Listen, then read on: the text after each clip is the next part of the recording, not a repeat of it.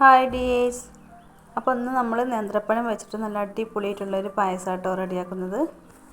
വെറും 5 മിനിറ്റ് മതി കേട്ടോ ഇത് റെഡിയാക്കി എടുക്കാൻ. അപ്പോൾ ആരെങ്കിലും സബ്സ്ക്രൈബ് ചെയ്യാത്ത കൂട്ടുകാരുണ്ടെങ്കിൽ ഒന്ന് സബ്സ്ക്രൈബ് ചെയ്യണേ. വീഡിയോ ഇഷ്ടപ്പെട്ടാൽ ലൈക്ക് ചെയ്യാനും മറക്കരുത്. അപ്പോൾ ഇതെങ്ങനെ തയ്യാറാക്കാമെന്ന് നോക്കാം.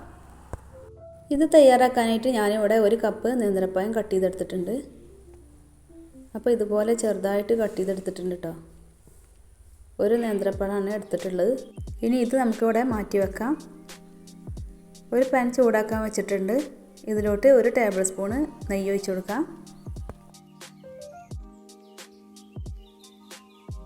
ഇനി നെയ്യ് നന്നായിട്ട് തന്നെ ഒന്ന് ചൂടായി വരട്ടെ.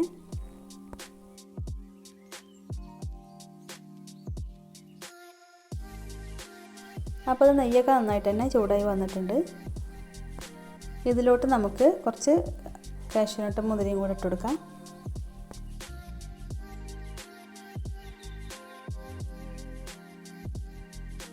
ഇനി ഇത് നന്നായിട്ട് തന്നെ ഒന്ന് വറുത്തെടുക്കാം.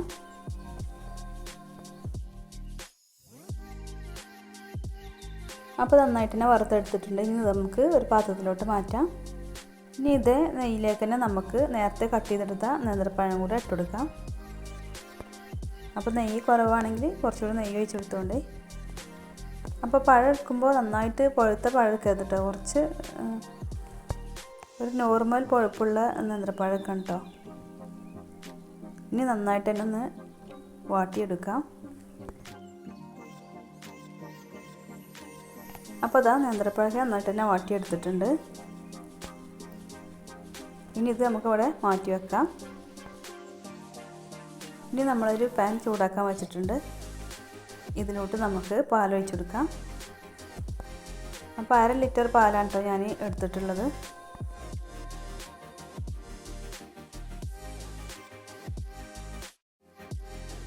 ഇനി ഇത് നമുക്ക് നന്നായിട്ട് തന്നെ തിളപ്പിച്ചെടുക്കാം.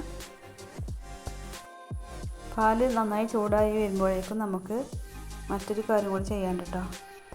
അപ്പോൾ അത് ഞാൻ ഇവിടെ ഒരു ബൗൾ എടുത്ത് വെച്ചിട്ടുണ്ട്. ഇതിലോട്ട് നമുക്ക് 1.5 ടേബിൾ സ്പൂൺ അരിപ്പൊടി ഇട്ട് കൊടുക്കാം.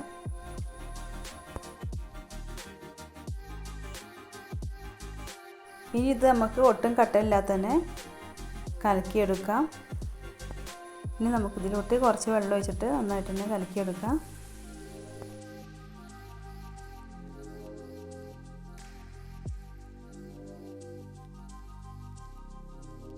അപ്പോൾ നന്നായിട്ട് തന്നെ കലക്കിയെടുത്തിട്ടുണ്ട്. അപ്പോൾ പാൽ നന്നായിട്ട് തന്നെ ചൂടായി വന്നിട്ടുണ്ട്. ഇനി നമുക്കിതിലോട്ട് ആവശ്യത്തിനുള്ള പഞ്ചസാര ചേർത്ത് കൊടുക്കാം.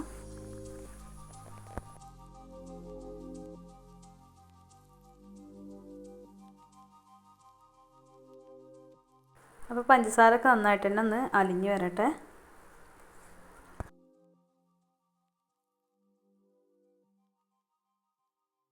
ഇനി ഇതിലോട്ട് നമ്മൾ നേരത്തെ കലക്കിയെടുത്ത അരിപ്പൊടി ഉണ്ടല്ലോ, അത് ഇതിലോട്ട് ഒഴിച്ചെടുക്കാം. അപ്പോൾ ഒഴിച്ചെടുക്കുമ്പോൾ ഒന്നുകൂടി ഒന്ന് ഇളക്കിയിട്ട് വേണം കേട്ടോ ഒഴിച്ചെടുക്കാൻ.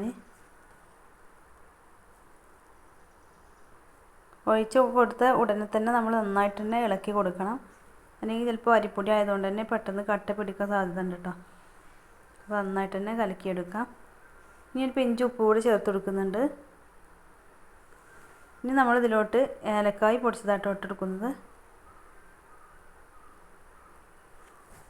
ഇനി ഇത് നമുക്ക് ഒന്നുകൂടി ഒന്ന് ഇളക്കി കുറുക്കിയെടുക്കാം. അരിപ്പൊടി ചേർത്ത് കൊടുത്തതുകൊണ്ട് തന്നെ പാലൊക്കെ നന്നായിട്ട് തന്നെ കുറുകി വന്നിട്ടുണ്ട്.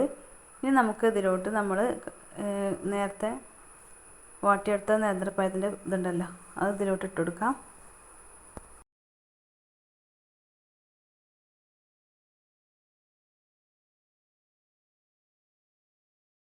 അപ്പോൾ നമ്മൾ നേന്ത്രപ്പഴം കൂടെ ഇട്ട് കൊടുത്തതിന് ശേഷം നമുക്ക് 1 മിനിറ്റ് സമയം ഒന്ന് നന്നായിട്ട് തന്നെ ഒന്ന് കുറുക്കിയെടുക്കാം.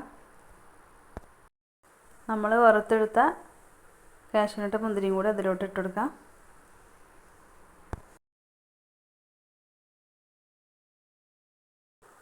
അപ്പോൾ അത് നേന്ത്രപ്പഴം കൊണ്ടുള്ള നല്ല അടിപൊളിയായിട്ടുള്ള പായസം റെഡി ആയിട്ടുണ്ട്. അപ്പോൾ നിങ്ങളാരും ഇതുപോലെ തയ്യാറാക്കി നോക്കിയിട്ടില്ലെങ്കിൽ ഇതുപോലെ ഒന്ന് ട്രൈ ചെയ്ത് നോക്കട്ടോ. നല്ല അടിപൊളി ടേസ്റ്റാണ്. പുതിയ വിഭവമായി വീണ്ടും വരാം. Okay, thank you.